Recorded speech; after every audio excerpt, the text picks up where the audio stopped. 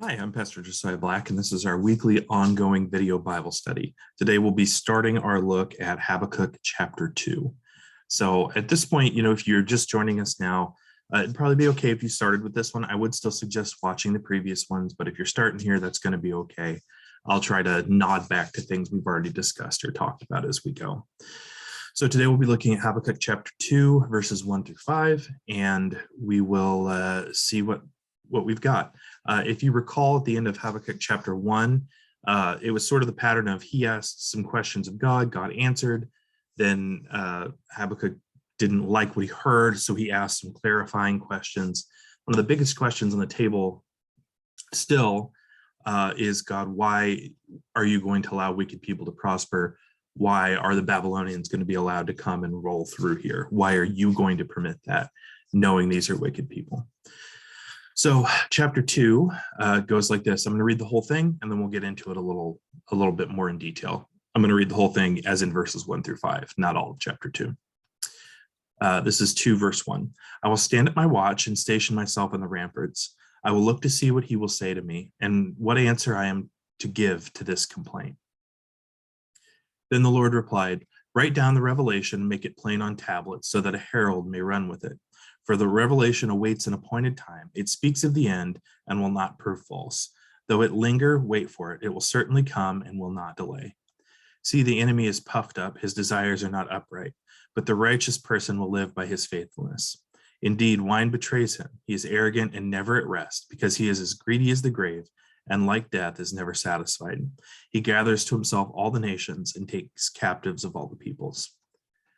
Okay, so this is God, the beginning of God's sort of answer to Habakkuk. But actually in verse 1, we start with another little, it's one of those things where they were going through and sort of dividing this up. I actually feel like this first little part of Habakkuk 2 should be back at the end of the first one, because this is really a conclusion to Habakkuk saying, I will stand at my watch and station myself on the ramparts. I will look to see what he will say to me, what answer I am to give to this complaint.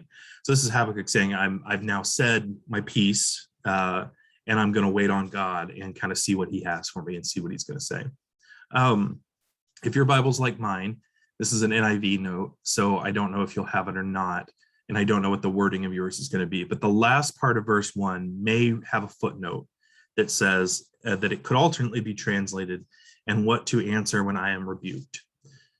So this is an important idea, and it's going to frame the first part of verse 2 as well. So basically what's implied by this language is that Habakkuk he brought back to the people he's speaking for, he's trying to represent before God, he brought back to them God's word.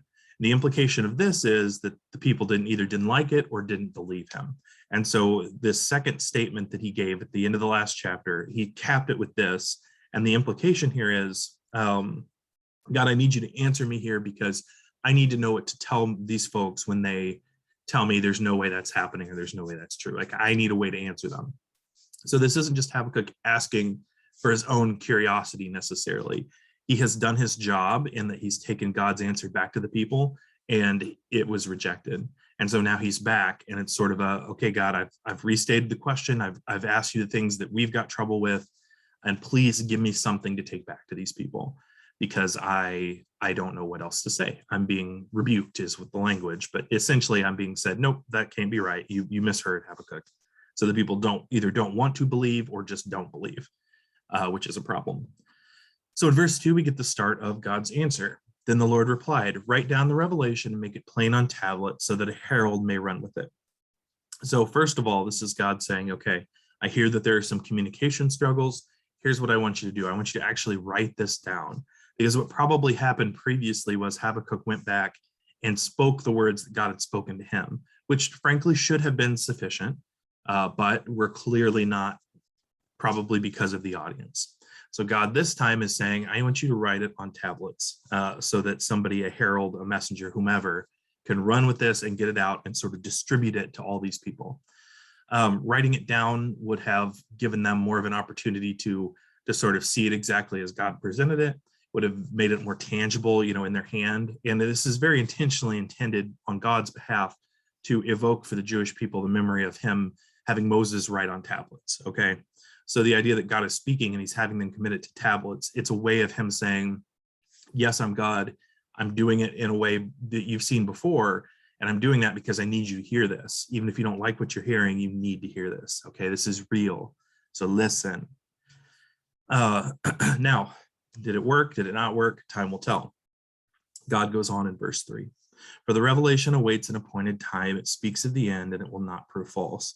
Though it linger, wait for it. It will certainly come and will not delay. So this is intended, don't let the language fool you. We have not now stepped into some kind of end times prophecy or something like that. He's talking about, God is talking about the fulfillment of this particular prophecy. So revelation awaits an appointed time. It speaks of the end and will not prove false. His point here is this has a time where it's going to happen. Just because you don't see the Babylonians at the gate right now does not mean that you don't need to worry about this, okay? It is real. This is going to happen, even if it doesn't look like it, which is why he goes on to say, though it linger, wait for it. It will certainly come, and it will not delay. Sometimes it'll say wait for he or him, but the notion here is that what he's promised, what he said, will come to pass. The he or him could either be a reference to God himself bringing it to fruition, or it could be language that's intended to personify the entire Babylonian Empire by their leader, whomever that might have been. Sometimes in old literature like this, you speak of the country and the leader almost like they're synonyms. So if you say he's going to do this, you're talking about all of Babylon. Sometimes that's the case. It could be either one, honestly. So the point here is you gotta wait for it. You gotta wait. You need to trust that even if this isn't your preference, time is not going to relieve its truth. So yeah, I think that's an important lesson for us. As the church too, we are in a season of waiting right now, right? We wait for Christ to return, and it's hard sometimes to know that we are here and we're ministering and we're trying to live faithfully. And wouldn't it be wonderful if Jesus just came back? But it's not his will to do so yet. And we have to accept that. And I think that's sort of woven into what God's trying to communicate here to the people through Habakkuk. So now in verse 4, he starts to address the enemy that is Babylon. He starts to talk about them. So remember, Habakkuk is brought to God. Hey, this is everything we've seen and heard about Babylon, and they don't seem like a bunch of nice people. Is it true? Why do you allow it to persist? And I think this is the start of God's answer to that. He says, see, the enemy is puffed up. His desires are not upright, but the righteous person will live by his faithfulness. Indeed, wine betrays him, but he is arrogant and never at rest. Because he is greedy as the grave and like death is never satisfied, he gathers to himself all the nations and takes captive all the peoples. So he is, again, talking about Babylon. And this, in a way, he's affirming what has been observed about them. But it's also a way to sort of start answering that question of why do you allow this to happen? So again, he says, see, the enemy is puffed up. His desires are not upright, but the righteous person will live by his faithfulness. The comparison there is meant to imply that there's choice here and that God doesn't remove anyone's choice in how they behave. So this person, this arrogance that we see in verse 4, the enemy is puffed up, his desires are not upright, but the righteous person will live by his faithfulness. God's trying to illustrate for him that there are two ways to be, in a sense. You've got the way of the puffed up, or you've got the way of the faithful. And he doesn't make those choices for people. So what that means is people who go down the path of the puffed up, so to speak, the path of wickedness and evil and rejection of things that God would have you do and be, God isn't gonna take that choice away from them. Just like he's not going to force the choice on them to live righteously. It has to come from human decision. It has to come from human choice. That's what God desires, are people who willingly choose him. So 5 then, if we understand that juxtaposition, 5 then becomes an even more firm indictment of those who are choosing to be puffed up, which may very well include Babylon. Indeed, wine betrays him. He is arrogant and never at rest. Because he is as greedy as the grave, and like death is never satisfied, he gathers to himself all the nations and takes captive all the people. So this is God essentially saying, Babylon is like this because they continue to choose to be puffed up. They continue to choose to live according to their own will. Now, that's an acknowledgement of who Babylon is. But what it also is a very subtle but very real indictment of the way the people of God are living right now, the Habakkuk's people, the way they are behaving. So God is trying to draw out and help them to understand Babylon is that way because they've chosen to be that way. You are choosing to be the way you are, and as a result, you are having trouble. I am sending this thing, okay? But it's choice. So God's trying to say, look, you can live like you're supposed to, like people of faith. You can choose that, or you can choose to be puffed up. And I'll tell you though, for the puffed up, your fate is going to be the same as Babylon's. And in this case, the fate's going to be not being as good at that as Babylon, and therefore you're going to have a bad time. So there's a lot going on there. But the point again is to reaffirm that, yeah, Habakkuk, you're right. They are bad people because they're choosing to be. I'm sending them according to my will.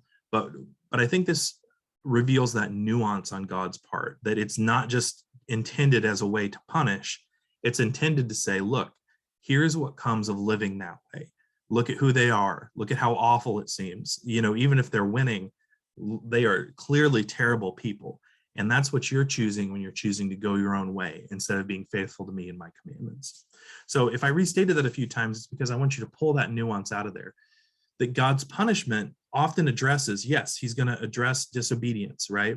But there's more to it. This is more than just a spanking. There is a lesson written on the paddle. Does that make sense? There is something that he wants them to see as it happens that is beyond just the immediate consequence of Babylon's going to roll right through you. So I think as we get into this, we're going to get a little bit more of what God's trying to pull out of them. But this kind of primes it for us. So anyway, I hope this has been useful. I hope it's been helpful, this first dive into Habakkuk chapter 2. And of course, if you have any questions or anything this stirred in you, go ahead and comment below when I post this on our Facebook page. And I look forward to talking with you about it. Have a great week, and I will see you soon.